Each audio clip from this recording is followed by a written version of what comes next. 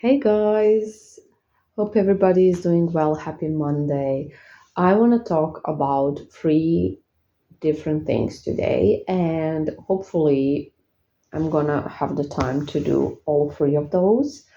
I'm gonna try to be as short and precise as possible. So we're gonna be talking about the biggest misconceptions of these three things, and we're gonna start with astrology. So astrology, what is it meant to be used for, and what it is not meant to be used for? So the majority of the people view astrology as either something that is just dumb and doesn't work, or as something that is meant to predict the future. And astrology is not dumb, believe me. It's not dumb. Astrology has been used since forever, and it has been used in medicine, in everything, and it's quite extraordinary.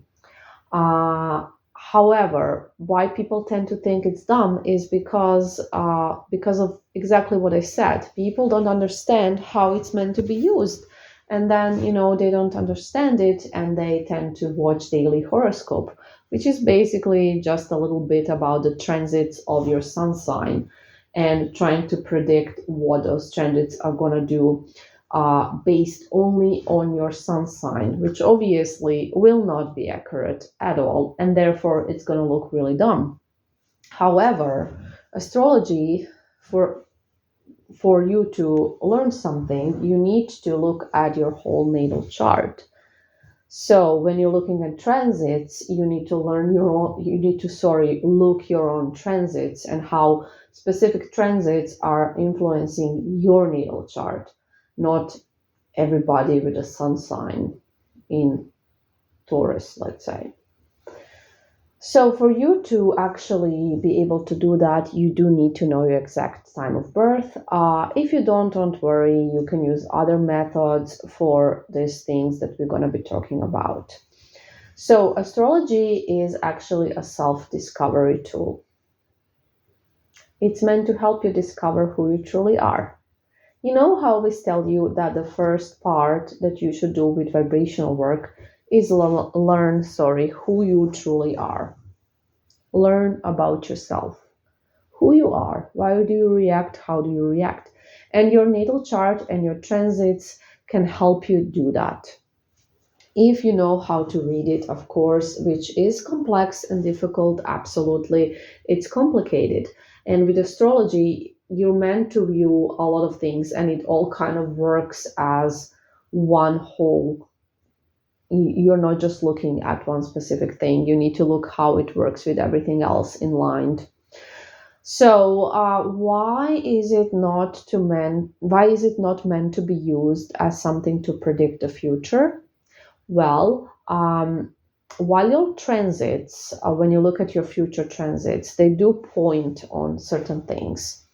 But what is important to mention here is that these are just possibilities and aspects, and how these transits will, play for you will depend on you as well. For the most part, yes, there are some destined ones like death or illness that can't be prevented, but how they will play out will depend on you. Also, when you look at your chart and you look at your soul's journey, you look at what you are meant to achieve in this lifetime, what your mission is, and you look at, things that you have talent for. It doesn't mean that, you're just gonna become a piano player. It only means that yes, you're talented to become one, but it's going to depend on you whether you're going to go down that road. So it can really help you to see where your talent lies or where you could make money, in which areas, and things like that. It can give you good dates that would be, according to your transits, really good for your love life. So maybe on those dates you can go out, or you can use a dating app or something like that. But if you stay at home, most likely nothing will happen, right? Even though you had the possibility of it happening. So this is why it's not meant to be used as something to predict the future. Because guess what? Future is not set in stone, it's changeable. Yes, there are some destined events, karmic events, but everything else is changeable and does depend on you. So always keep that in mind. Also, if you look at the past transits of certain events, if we know what the event was, we can look at that date and time and we can specifically see why it happened, how it happened when we look at your whole chart and transits. But if we didn't know what the exact event was, we couldn't really read the exact event just from that transit because, different types of things can happen, So keep that in mind always. So astrology is a great tool. I love astrology. I adore it, but it is not something meant for you to predict the future. It is not how majority of the people view it. It's meant for you to learn and discover things about yourself, and then also to help you, to put you on the right path, to help you understand why you're meant to experience some things, why some things are good for you, why some things are not. It's very interesting. It can be so much fun, and it's so interesting if you know how to use it. Okay, good. Now let's get into magic next. So there is this big idea that magic can force somebody to come back to you and stay with you. That magic forces people to do things against their free will. That magic goes against free will. And some people do use magic like that and try to use it like that, absolutely. But here's the thing, free will is something sacred. And we all have free will. And free will cannot be taken. Like we know, it can be influenced, and it's being influenced anyway, all the time, right? You're being influenced by the things you see in media. You're being influenced by commercials. You're being influenced by your friends. You're being influenced by your coworkers. You're being influenced by your parents since forever, right?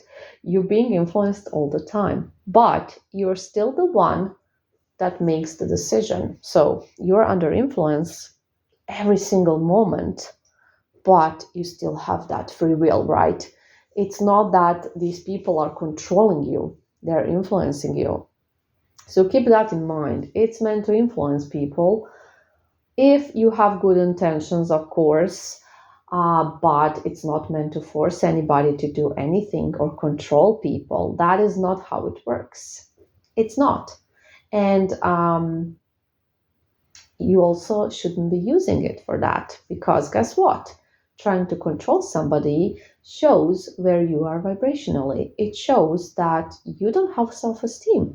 It shows that you think that you need to control somebody in order for somebody to love you, that you need to force somebody to be with you. And if you're thinking those things, then clearly you are not a confident person and you don't think you're good enough for somebody to love you for who you are. You think that you need a demon to force somebody to love you or be with you. And that is, you have a problem there. You have something you need to work on. Okay? Not judging anybody, just explaining it. So I'm pretty sure that we all went through the period where we thought, oh, if only I can make this person do that, right? So, having said that, magic does not force people. It influences them. And then, they still have free will and they are still the ones that bring that decision. So, if somebody comes back to you after you have done magic on them, it means that they have chosen so. It means you have been chosen. It means that they truly love you. It means that they truly want to make it work. It doesn't mean that the spell forced them. Yes, it influenced them, sure. But if they decided to go with no, that would be it. And that does happen sometimes, obviously. So, what if your target decides to ignore the pushes and you have been doing spells for a really long time and you have no movement? I would suggest giving up, just like accepting it, because it is the healthiest thing for you to do. Okay, so having said that, magic can't force people to do things. It simply doesn't work like that. So I hope this is clear, because this is the thing that is quite problematic.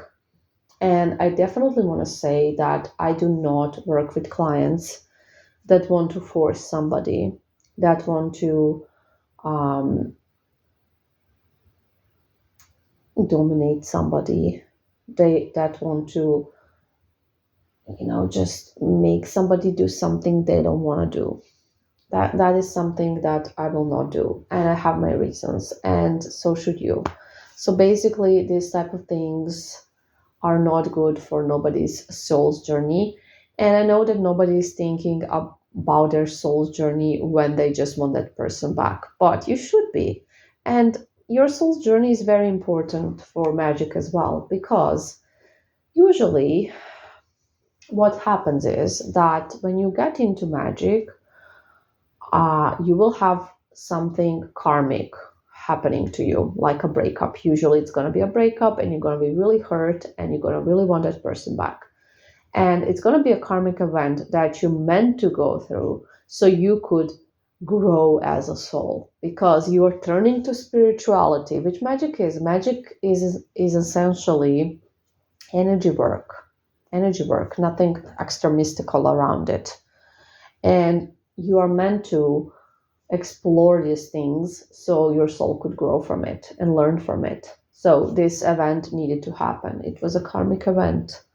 So you need to take that into consideration as well, guys. Seriously, it is so much deeper than you think. The reason why you're here is so much deeper than, oh, I miss my ex. It's so much deeper than that. Okay. So, guys, I hope this is clear once and for all.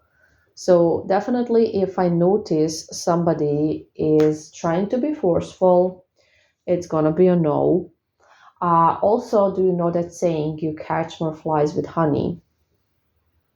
Forcing somebody is just the wrong type of energy, guys, because there is this whole book. I think it's called Force versus Power. So force and power are two different things, and force is weaker than power, and force is something that just doesn't work. When you try to force something, have you noticed that you are not particularly successful with it? But when you are powerful, when you are learning something, when you are really dedicated to something, when you are truly having good intentions, and um, you are not trying to force anything, but you're also not impatient, that is when things work.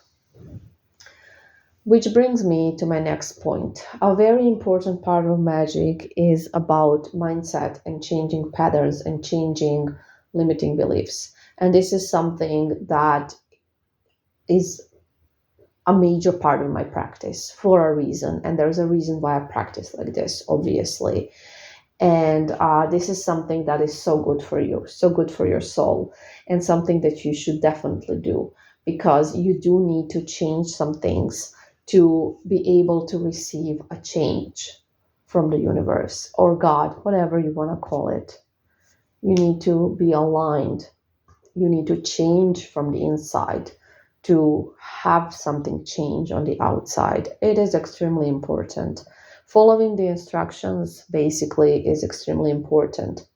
And we can just see how many clients that have followed the instructions have had wonderful results. We can see with coachings how quickly these work, and how quickly people actually with some guidance can change their limiting beliefs. It's amazing, and it's such an important part of magic. Okay, let's go into the last category, which is ChatGPT. Okay, so I have a lot to say about this one. So ChatGPT is obviously AI, right? It's very popular, and people use it all the time. Now, I don't like it. I do not recommend it for anything, honestly. It gives false information all the time. The other day, I was reading that I'm not sure which sport this was, but somebody's trainer, or, I'm not into sports, so I do not know the right expressions, not even in my own language, yet alone English. But basically, some sport, I think football, and somebody's trainer, or I'm not sure how you call it in English. It's not a trainer, it's something else, but or maybe it is a trainer. I don't remember.